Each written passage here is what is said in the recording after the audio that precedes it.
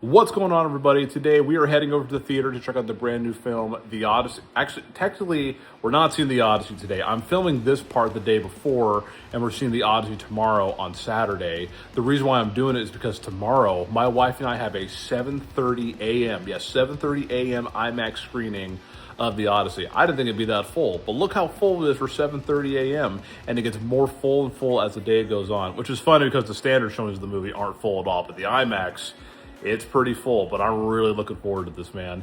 Big Christopher Nolan fan. I don't love all of his movies, but I do love the majority of them. The Dark Knight is legit and one of my top 3 movies of all time.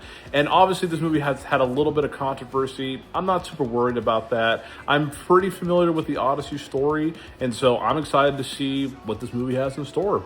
If you guys want to read my full review, I just joined Letterboxd, so I'll leave that in the pin comment below if you want to check out my full thoughts. But my wife and I will give our initial thoughts after the movie's over. All right, so we just got out of the Odyssey. I forgot to mention this movie has a 95 on Rotten Tomatoes. This is Christopher Nolan's highest rated movie.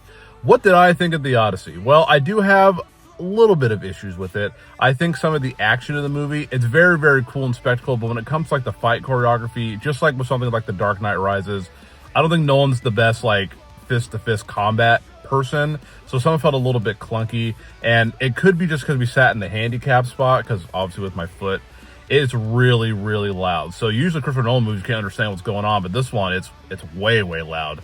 Other than that, this movie's a dang masterpiece, man. I was in it the whole time. That 2 hours and 52 minutes flew by, super well paced. Christopher Nolan did a great job of making the story accessible, and boy, I hope he does a horror movie next, as the horror sequences in this movie were so awesome.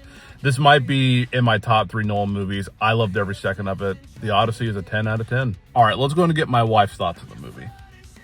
Okay, so as someone who hasn't read completely through the Odyssey, but definitely studied it growing up in high school and things like that, and is very aware of the cultural impact that it has on many movies that are playing off of it, such as Oh Brother, Where Art Thou, the first SpongeBob movie even. It was nice to see that I feel like, honestly, this is going to be the new touchstone for the new generation to watch or to reference in terms of a great way of retelling the story without missing any beats. I feel like it covered all of the bases that it needed to in a succinct way. It's a very long movie, but well worth the watch. I enjoyed it a lot. I'd give it a 9 out of 10. Awesome. Let us know your thoughts down below.